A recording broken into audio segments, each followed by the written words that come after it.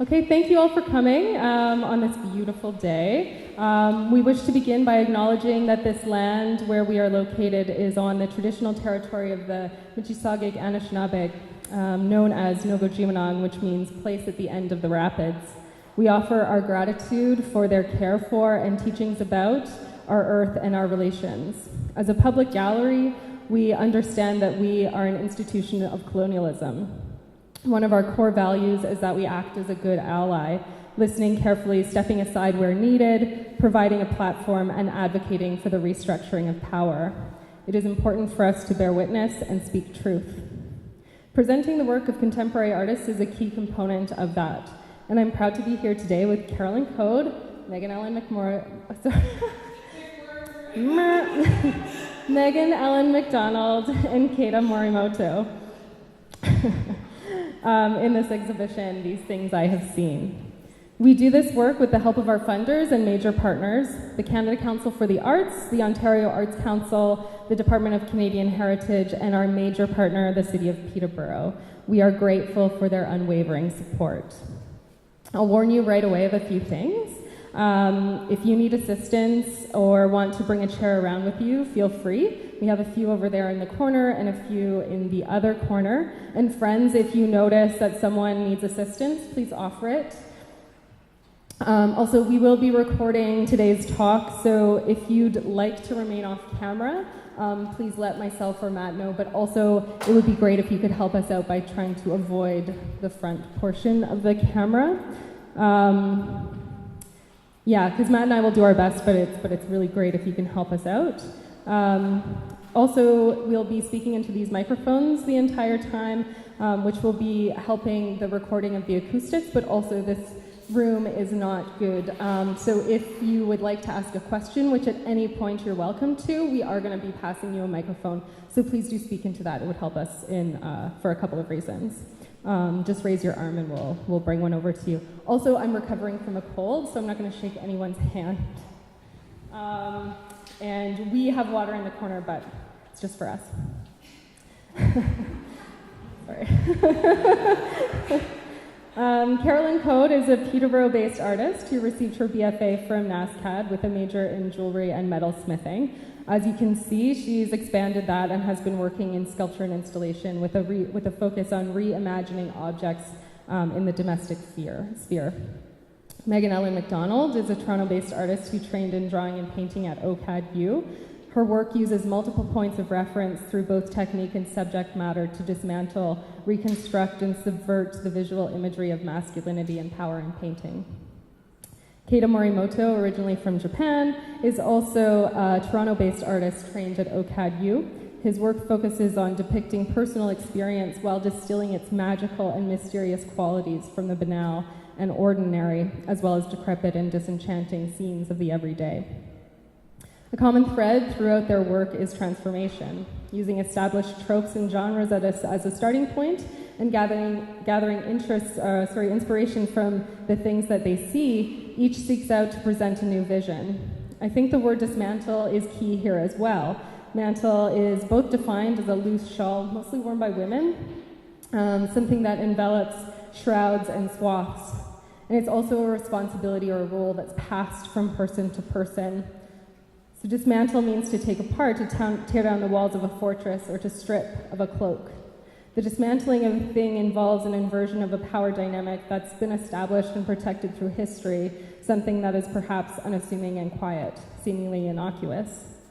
This show brings together work to think about these important disruptions of power, so entrenched that they are simply considered the way things are, a part of the natural order. To start, we're just going to have Megan, Carolyn, and Keita talk about their practice. Then we're going to be shifting around the room, so please join us as we do.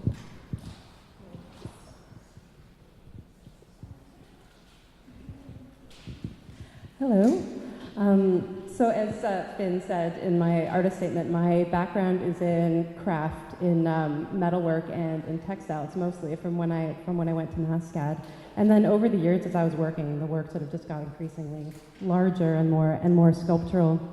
And it wasn't until, I guess about 6 years ago now, right when I moved to Peterborough, that I started really exploring sculpture and installation as my practice, and really incorporating a lot of the elements I think I learned sort of from my craft background in school, but then also I'm really interested in always learning new techniques and working with new materials every time and exploring different elements, I guess, that different techniques can bring to a project, but also a lot of found objects and making works that sort of question our familiarity with the things that surround us.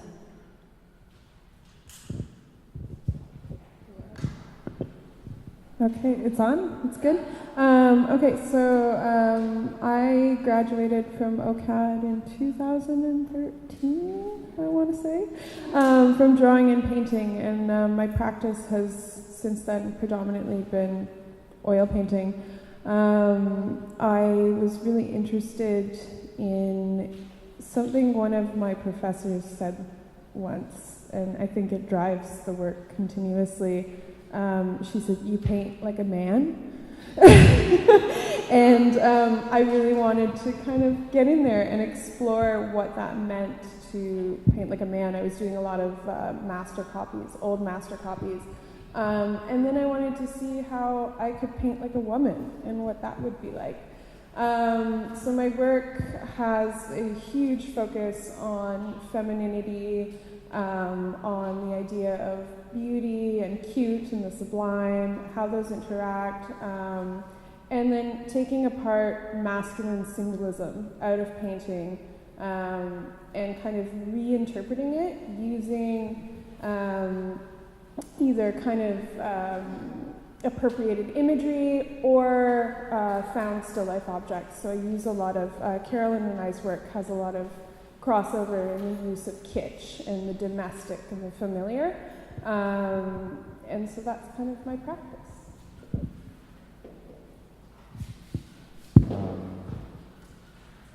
I think Finn covered everything about me.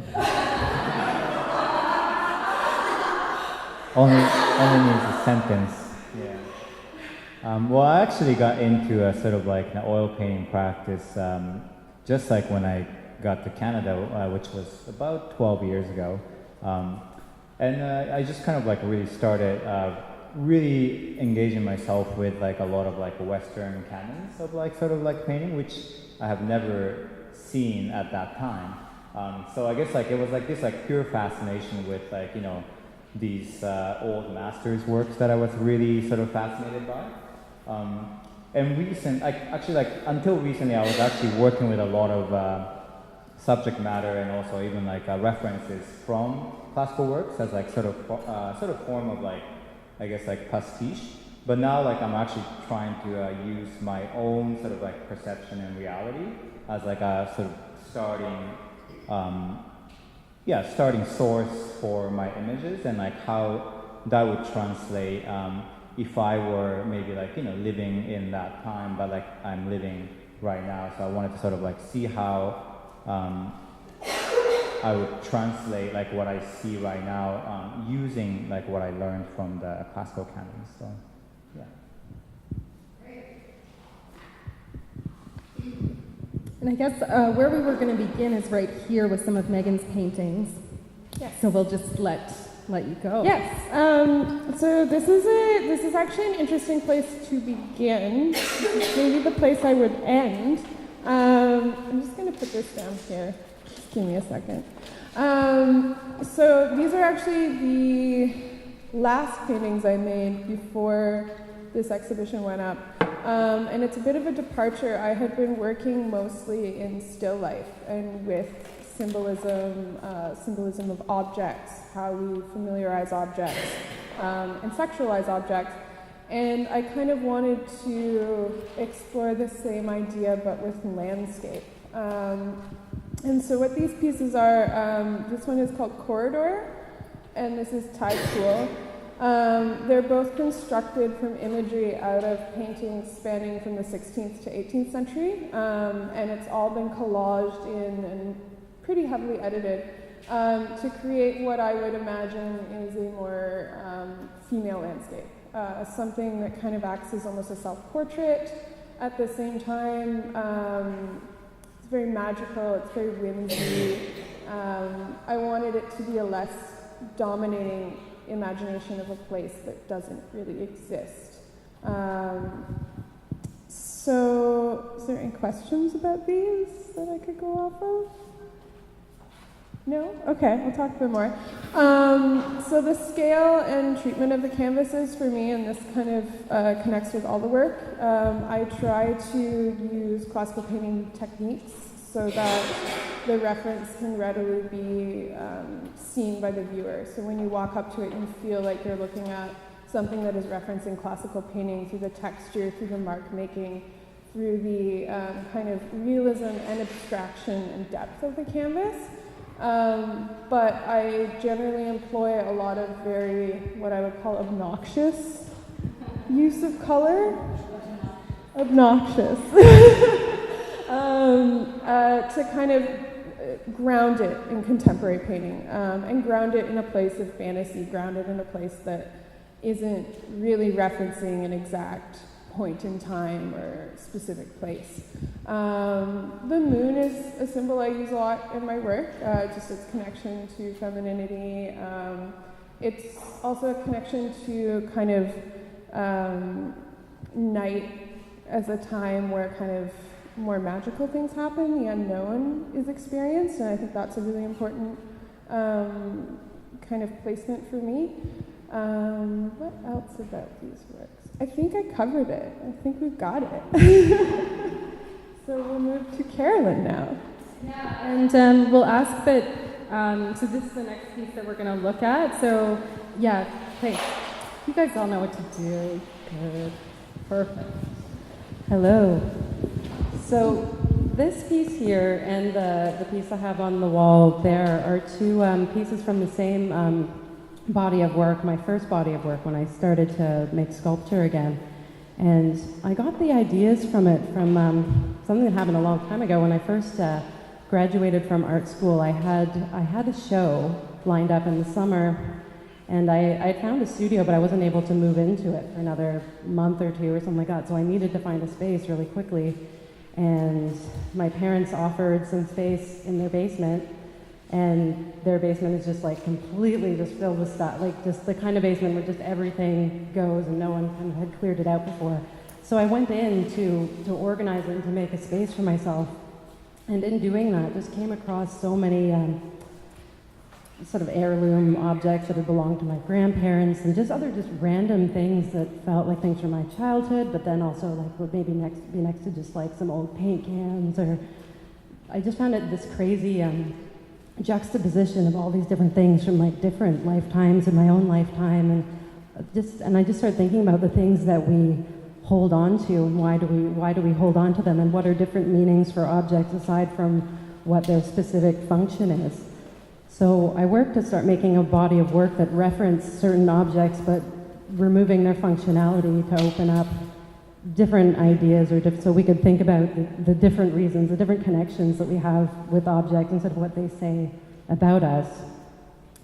And this one here is, so I happened to come across a number of like old, needle-pointed or crosswork patterns while I was doing this, while I was organizing stuff in the basement, and I held on to them, and I still have some of them because they're, I don't know, I just see them as like really, really precious objects. And I knew I wanted to needlepoint on something. I wanted to make it a sculptural work, but I wasn't exactly sure what. But I was still thinking about these random juxtapositions of things together. And then I happened to see work by an artist. I think I was volunteering at ArtSpace, and I came across an artist named, there's two of them, Rhonda Wepler and Trevor Mahosky, and they worked together. And they had done a series where they had these polished cans sort of stacked in different ways, and I saw it and I was like, that's it. It's beer cans. That's what I've been looking for to needlepoint on. And so I just wanted to juxtapose something that's sort of like, precious and time-consuming and kind of fragile with something that's just a bit stronger and more, just something more sort of like associated with garbage or industrial, combining sort of like the handmade with the industrial. And I was just sort of interested in just the different, sort of what's created when these two seemingly opposite things are put together. Yeah? Any questions? Anything? Okay. Yeah, so this piece is, like I said, is part of the same series, and it was from, because I'd found old, really lovely furniture that had been sort of buried, under, boxes and different things, but it was furniture that I had, I'd never seen used. So I started thinking, like, why do we, again, hold on to these things that we're not actually using? So I was thinking of them as like being holders of memory in different ways, from like the way a photograph is, that we have these different emotional attachments to these things that have like physically come in contact with the body. And I was always interested in, or I shouldn't say always interested, but like sculpturally interested in this buttoning technique. My grandmother lived in this old sort of Victorian style house, and I always found it so fascinating, the different objects that were in there, and I really appreciated the technique from sort of like a sculptural angle, I guess. So I'd also been thinking, how would I incorporate that into a sculpture? And then sort of mixing it with sort of seeing this old furniture downstairs and thinking about it in terms of holding memory. I started thinking about, like, if I make these pieces that look like, that we clearly associate with this sort of functional object, with this furniture, but to make it angular and to put them in these frames, so they're sort of like, I think of them as sort of like being fragments of memory, and they're all kind of either coming together, almost like magnetically attracted to each other, or kind of pushing out. It's sort of both, I guess, when I created that. Yeah, they look like shards to me. They look like, sorry? Shards. Yeah, that's exactly what I was thinking. Yeah. Yeah, and I feel like even like the material that you've chosen makes it feel even more like shards to me. Like it's got this sort of relationship to they're shiny and they're this light blue, and they could feel kind of like glass or like mirror. Yeah. Mm-hmm. Sort of like take it away from that sort of like comfort that you would normally have in terms of like, because part of it, like, you kind of want to touch it or like lean yourself against it or something, but it is not. Yeah, it's not functional in any way. So then it sort of brings up the different associations that we have with these things, I find, when you take away that functional element. Yeah. And I know, like, from the perspective of being, like, working at a gallery in which these are, like, Carolyn's in particular, are shown,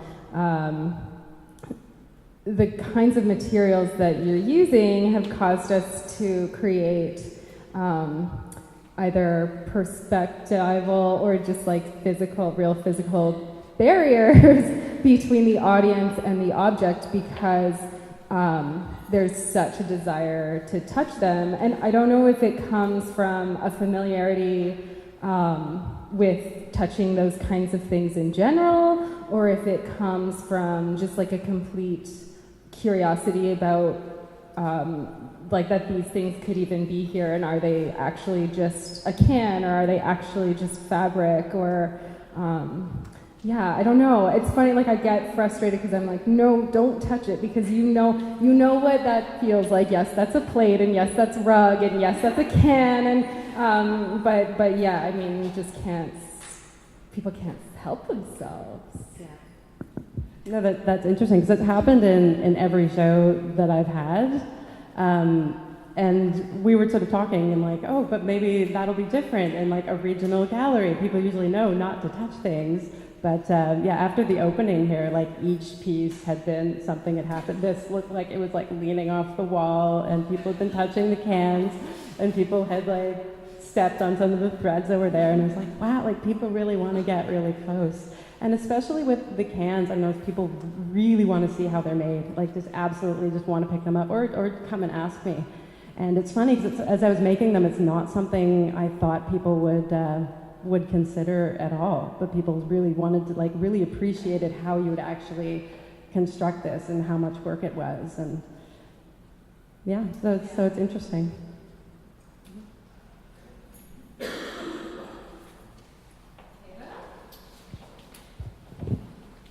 I think I'm actually kind of like inspired by that talk right now.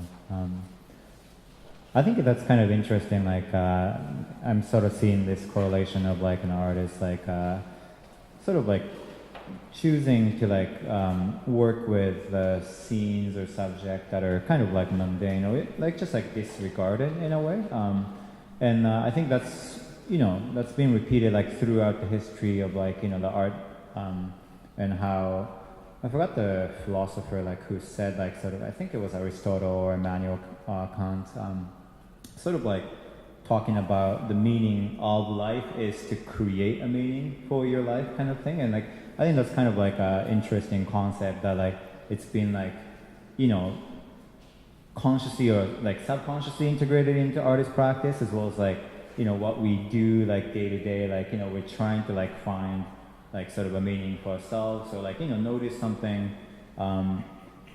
just in our like ordinary perception, like that's like meaningful to you kind of thing. And I think that's I guess what I also personally work with as well. Like you're just walking around the street and you're just staring at these like storefronts, or in a really cold day when it's like very snowy, when like everyone just wants to just look down and just curl up. There's always some kind of like a beauty like in what we can see, and I think that's what I appreciate as well, and that's something I want to I guess distill in my work as well. So yeah. I think like when we first became familiar with your work, because Kate has been working with us for a number of years through our fundraiser. You shifted more into these urban scenes, and your painting got a little bit looser, sort of around this time, Yeah, I think like even just idea of like these like loosely painted, like marks, like there's a lot of sort of like discourse and discussion in art, I guess our world, or like art history, where like these mark makings and like this abstraction that happens like when you get close to the painting. And like a lot of artists, they they look very closely into painting, and they start again like finding meanings into like why it's done this way, or why it's done this that way. And I guess like I wanted to really push I guess that abstraction of it as well in recent works, rather than just like portraying exactly or like realistically how I would see it or something like that. Yeah. That's great. I've lost track of you. Hi. Okay, so back over here. So these are two paintings. This is the beginning of the body of work. We've gone from the end to the beginning, and we'll get to the middle. So the first piece is titled Picnic. And the title and kind of the theme is kind of a riff on that idea of like the lunch on the grass, or opulent still lifes kind of taking up physical space outside as like a kind of decoration, some kind of spread. And with these two works especially, I think these two works probably have the most reference to this. Kata and Caroline were just talking about texture and surface and wanting to touch things. And one thing I find very interesting about painting is the surface, and is creating visual texture, or like the illusion of a slick surface, as a form of seduction, to draw the viewer in, to get you interested, to pull you into the narrative. And I think that's something that's hugely, hugely practiced in classical painting. When you go into a museum and you see these slick surfaces, you see these metal objects painted. The gold looks gold from halfway across the room. And that kind of illusion and seduction of paint is something I'm very interested in. But then having kind of the narrative underneath that you then take away either consciously or subconsciously. So these pieces, I think, really relate to that concept in a way.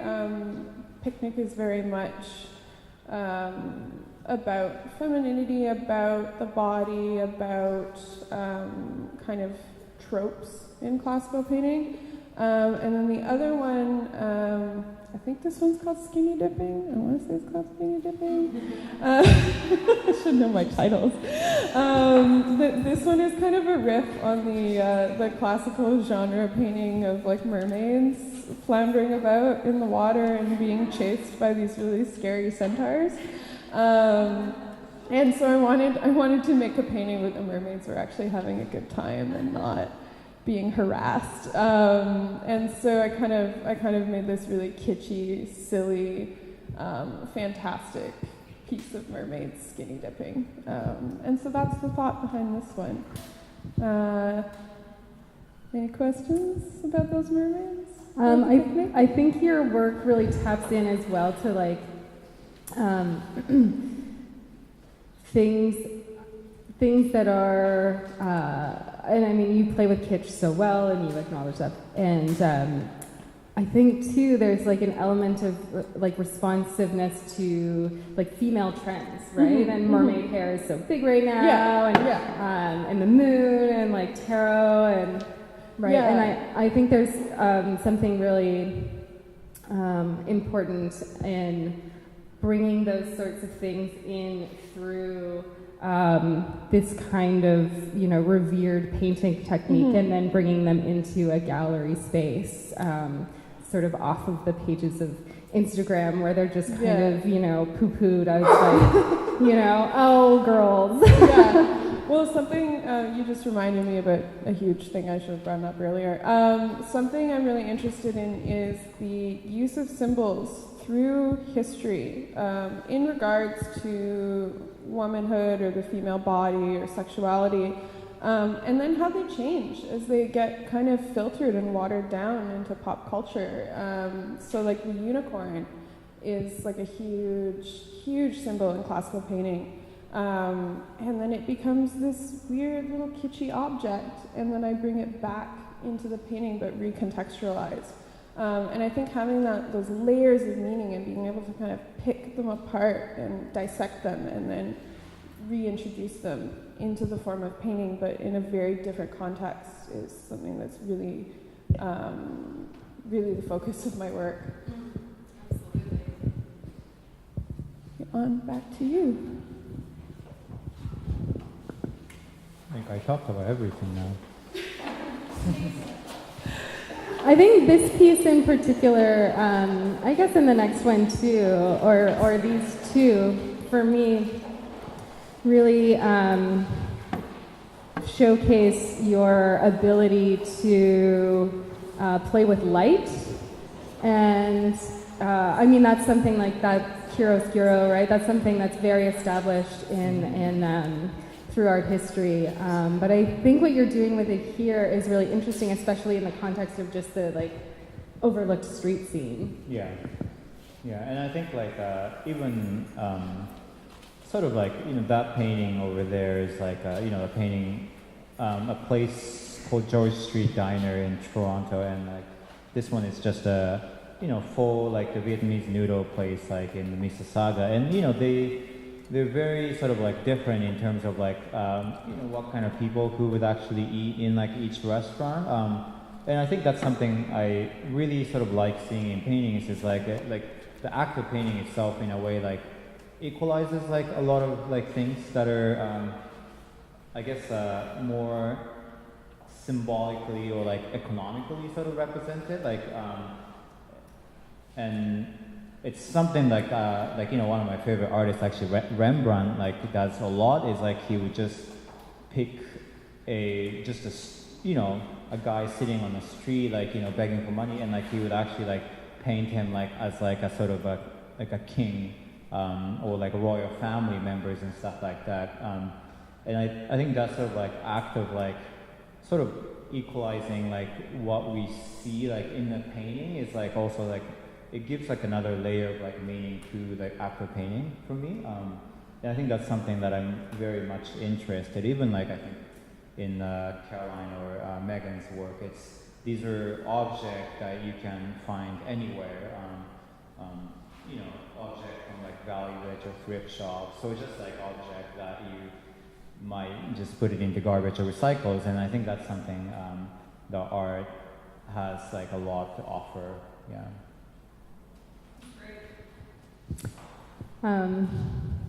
Yeah, I think when I was first conceiving the show, you weren't doing this kind of work, but I think this shift has been really important for the show. Yeah. And has really added to it. So Yeah. I'm glad that happened. Yeah, I think in a past series actually, like I just remembered I was using like a costume, so like a I guess props from Doloramas and stuff like that to like kind of create some kind of.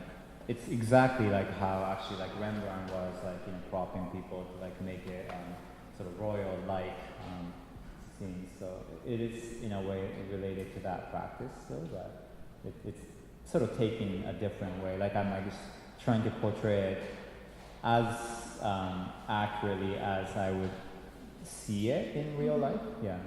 So, but just the act of painting itself actually like almost elevates or glorifies like what I'm seeing. Right. Yeah. Well, I guess like it just focuses in on the beauty that we actually see day to day that we might not actually see. Maybe we're just looking, but we're not seeing it. Yeah. Yeah, absolutely. I think that will come back up. Yeah, to kind of expand on that, for me, like the act of painting is an act of not just glorifying, but in a way idealizing the subject matter. And so a lot of my work, these are kind of the midpoint paintings, but I'm still working on this theme of still lifes and kind of objects interacting with each other and the meaning that can come from that.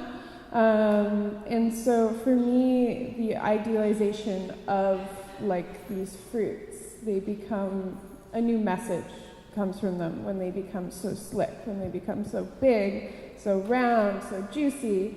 And so I think painting not only is a way of translating what you see, but also your morals or your underlying kind of ideas, the way you feel about the world.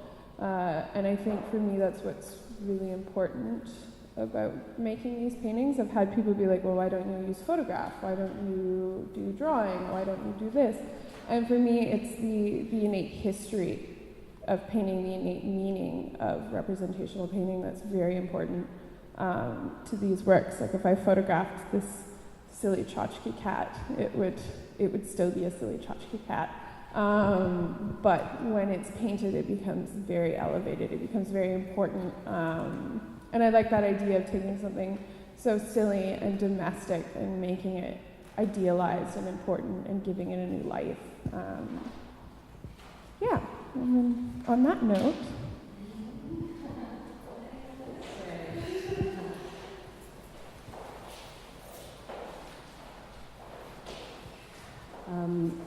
so I started thinking about this work. It was after the second body of work that I made, sort of in between the pieces that are over there and before I started this one, was also sort of about specific sort of objects that we have, like mostly domestic objects. So then I started thinking about sort of like the larger space that they inhabit, like how I could think about maybe bringing in like an architecture or a room, and I started thinking about indoor and outdoor and combining these.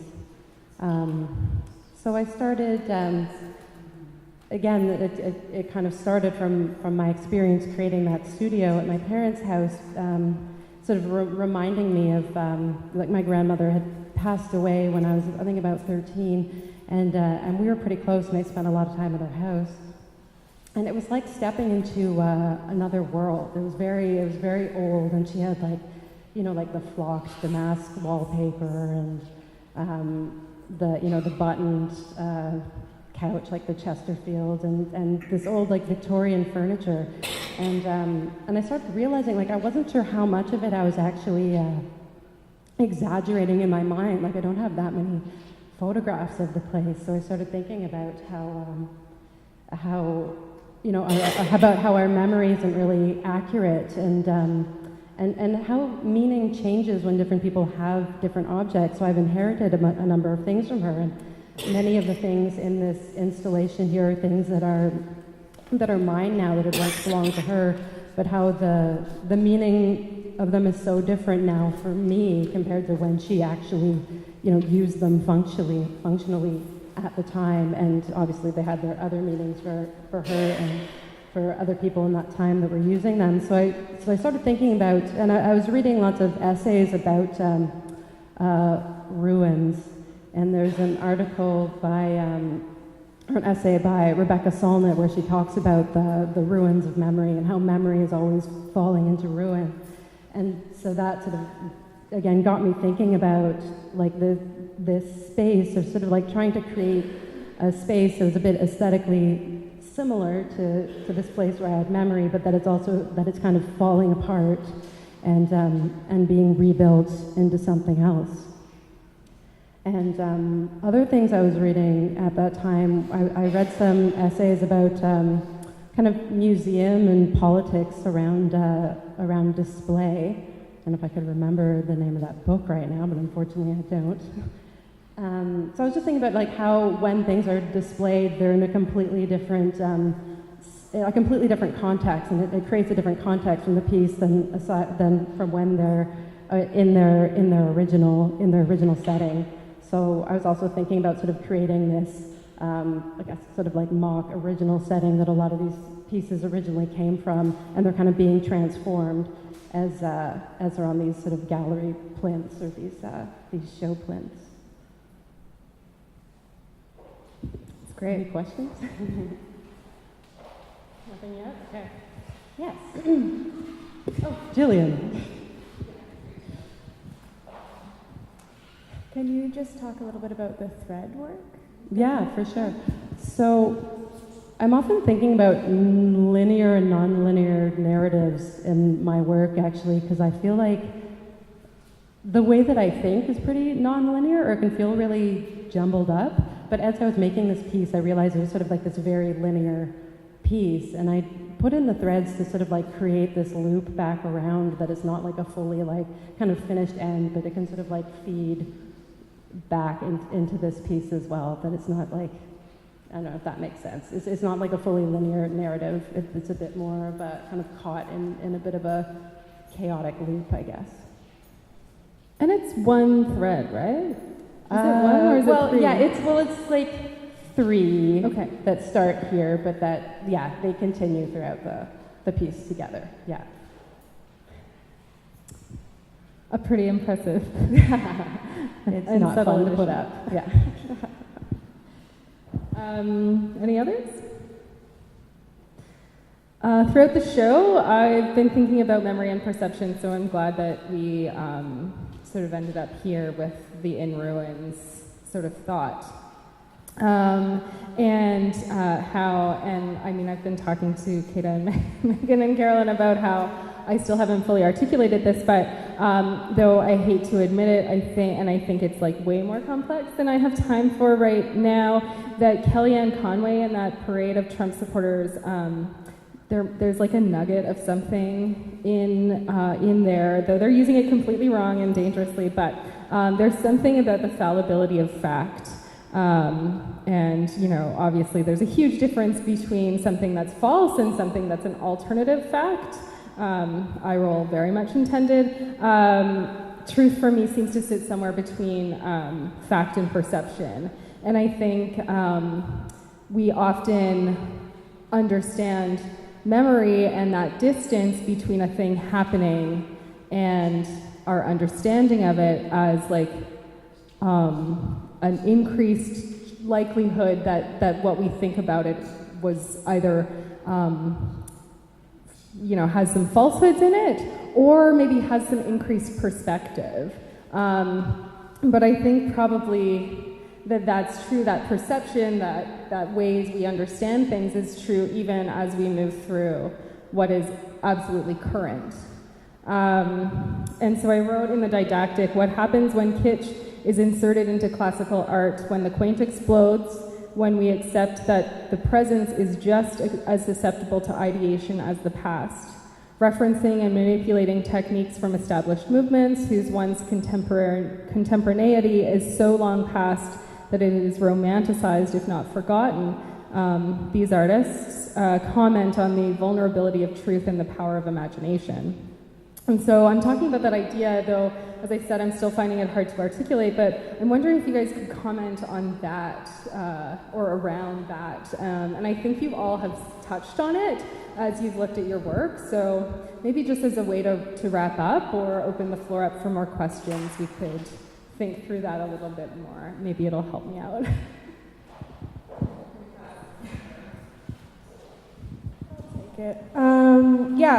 I think for me, and part of what I've kind of gathered, I guess, through studying painting and looking at classical art is everything at one time was truth and everything at one time was beautiful. And kind of human perceptions and attitudes change, and that perception of beauty and truth shifts. One essay I'm reading right now is all about the idea that cute can only happen when something was once beautiful and then becomes watered down. And I'm still exploring that idea, but I think for me it's all perception.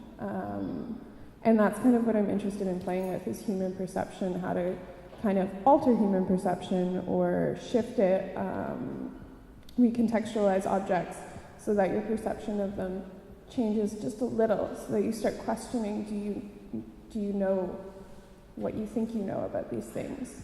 Or is what you think you know about these things the only answer?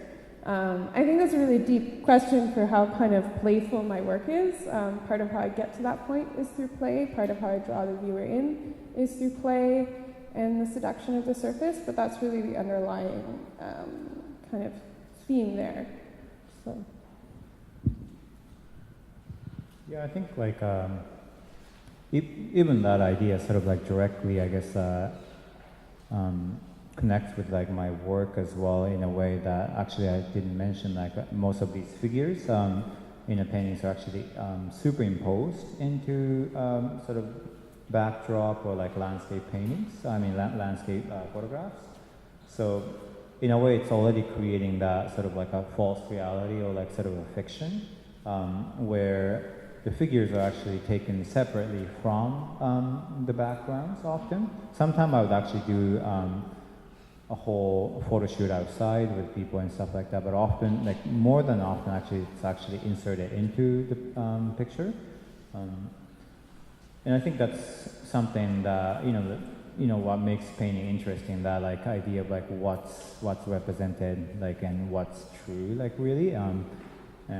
And I often actually think about that a lot too, like, if an alien comes to Earth and like, sees something of a value that everyone agrees of a value, like, but the alien would just see this paper, and it's, just anything else, like a notebook or the paper, it's the same thing. But we all agree on this value so that it becomes truthfully like sort of valuable, but this paper doesn't intrinsically have any value to it, but we all agree on that truth. So that's something that I'm definitely interested. Like, I think it's interesting that you said the truth lies in sort of like somewhere between the facts and the perception. Because like it is very heavily perception based as well. So, I'm thinking it's kind of bringing back memories of discussions that I've had. Particularly with my first body of work, because part of it was sort of just about opening up these different ideas and associations that we have with different things. And I heard so many different stories of like the memories or the things that it brought up in different people, and people felt very kind of strongly about their own perception of it, even though that wasn't necessarily, my intention or isn't really related at all. And I've heard so many different perspectives. A lot of people really like felt that it was almost more closely connected to their own interpretation of what it was. And I actually wanted to mention Kath. At the opening here, we had a conversation where you felt very strongly about the plates being broken, and then we sort of talked about the different associations with that. Like a lot of these objects here, sort of coming from the china cabinet, the place that you don't touch these things that are here, and you sort of had those associations. And whereas I feel like my mom still kind of had a number of those things, but there wasn't that same kind of attachment to it in the same way. And now a lot of these things, you kind of find them in lots of like thrift stores and all kinds of, they're not holding the same value that they once did, but that value, it kind of changes. It can, sort of increase at different times and, or decrease, of like what you were saying, the value is what we place on it, and that we all sort of have this agreement that this has value, and that by sort of changing it, by, breaking these plates and throwing them in here and making it an art piece, it has a whole other kind of value as well.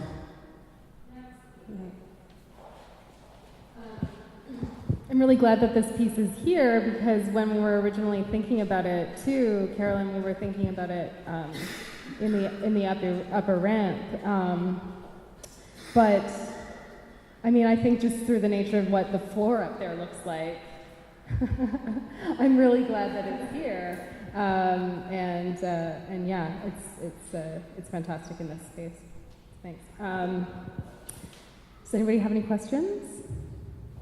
That's okay, because we will have more time to chat. We're going to all gather upstairs. There's some refreshments in the meeting room, which really, just join us up in the shop. We call it the meeting room, but really it's the shop. Come on upstairs to the shop. And there's some refreshments, and we'll be hanging out. And please join us on June 29th for the opening of our next exhibitions. That's a Friday at 7 p.m. I know we've traditionally been doing Saturdays, but it's going to be one heck of a weekend, so we're going to go on the 29th. And that's it's going to be a brand new body of work by Peterborough artist Rod Moreau, who many of you might not know who he is, but he's pretty cool. And I want to thank all of you for coming again, but also I really want to thank Carolyn, Megan, and Kata for sharing their work with us, and I think it's just come together so beautifully. And thanks all for joining us again. I know we've all got insanely busy schedules, so I'm really glad we were able to find this pocket of time where the four of us could get together again. Thanks so much.